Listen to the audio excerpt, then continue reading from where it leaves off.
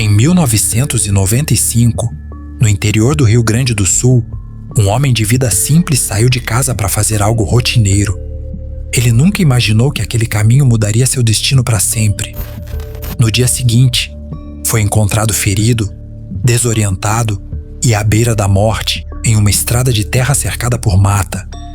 Mas foi apenas no hospital que o caso se tornou chocante. Olívio Correia havia perdido os 2 olhos, retirados de forma precisa e intencional. A descoberta abalou médicos, policiais e toda a cidade.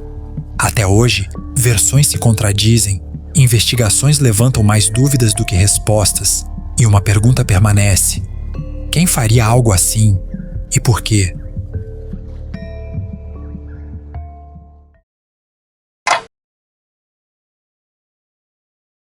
Tudo começou no dia 11 de novembro de 1995. No final da tarde, como era de costume, o Sr. Olívio saiu de sua casa para ir até o centro da cidade. O objetivo dele era simples: comprar carne em um açougue para levar para casa. Como ele morava em um lugar mais afastado, precisava caminhar por uma estrada de terra que passava por dentro de matas e fazendas. Para ele, aquele caminho era comum e ele estava muito acostumado a fazer o trajeto a pé. Depois de comprar a carne, Olívio resolveu parar em um bar para beber um pouco. Ele tomou algumas doses de cachaça, algo que ele fazia de vez em quando. As pessoas que o conheciam diziam que, apesar de beber, ele era um homem forte e aguentava bem o álcool.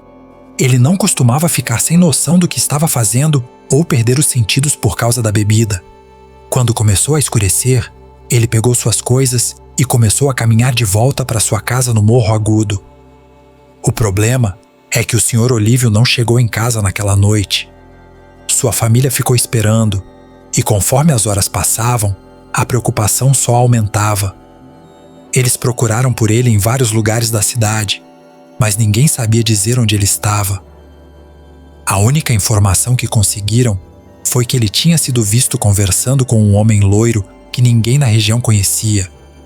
Como em cidade pequena, quase todo mundo se conhece, aquele desconhecido chamou a atenção, mas ninguém sabia quem ele era ou de onde vinha. Somente na manhã do dia seguinte é que o mistério começou a ganhar contornos assustadores.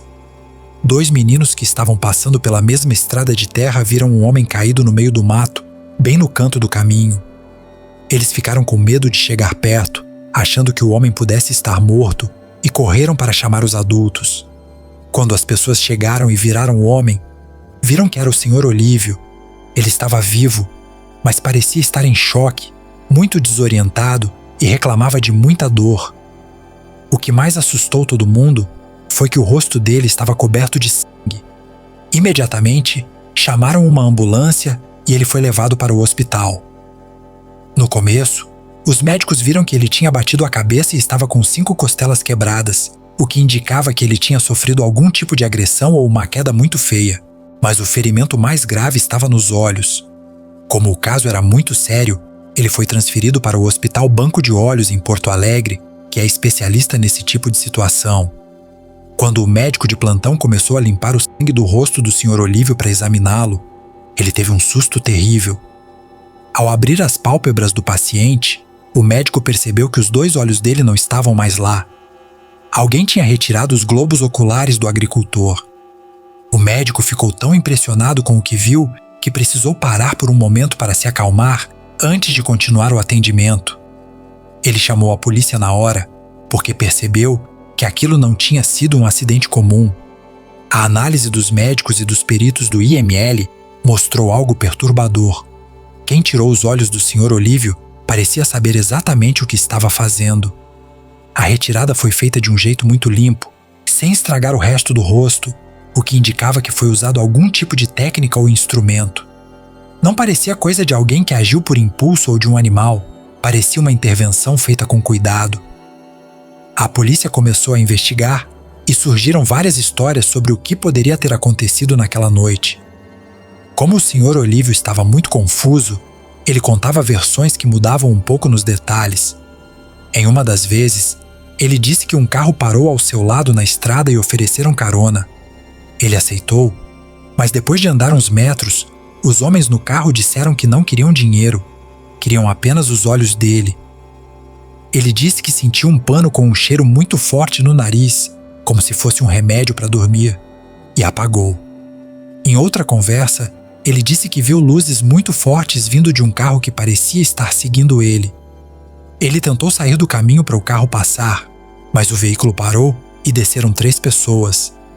Ele descreveu essas pessoas como se estivessem usando roupas de motoqueiros, com capacetes e roupas que cobriam o corpo todo. Ele sentiu uma pancada nas costas, perdeu os sentidos e só acordou no dia seguinte no mato, sentindo muita dor e sem conseguir enxergar nada. As investigações seguiram vários caminhos. Uma das ideias que a polícia teve foi que ele poderia ter ficado bêbado, caído e uma ave de rapina, como um gavião, teria atacado os olhos dele. Mas os médicos logo descartaram isso, porque um pássaro não conseguiria tirar os 2 olhos de forma tão perfeita sem deixar o rosto todo arranhado e machucado. Outra ideia foi a de tráfico de órgãos, mas os especialistas disseram que para um transplante de olhos dar certo, tudo precisa ser feito em um hospital, com equipamentos especiais e refrigeração, e os olhos do Sr. Olívio foram tirados no meio do mato, o que estragaria os órgãos para qualquer uso médico. Houve também boatos na cidade de que o caso poderia ter relação com rituais de magia negra.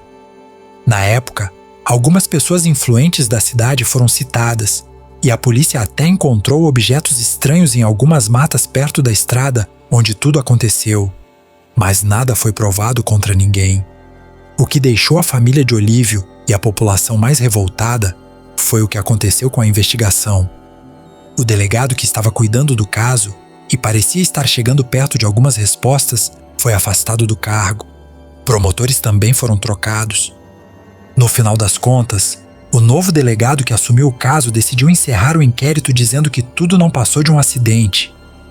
A conclusão oficial da polícia foi que o Sr. Olívio estava bêbado, se desequilibrou e caiu em cima de uma cerca de arame farpado, e os espinhos do arame teriam furado e arrancado os olhos dele. O Sr. Olívio, quando soube disso, ficou indignado. Ele dizia que era impossível um arame tirar os 2 olhos e não deixar nenhum arranhão na bochecha ou na testa. Além disso, os olhos dele nunca foram encontrados no local onde ele caiu. Muitas pessoas, inclusive o primeiro delegado e o médico que o atendeu, não acreditaram nessa história da cerca. Para eles, o caso foi mal investigado ou abafado para proteger alguém importante. Como não houve mais provas e ninguém foi preso, o tempo passou e o caso prescreveu, o que significa que, pela lei, ninguém mais pode ser punido por isso. A vida do Sr. Olívio mudou completamente depois daquela noite de 1995. Ele, que era um homem ativo e trabalhador, passou a viver na escuridão e dependendo de um salário mínimo para sobreviver.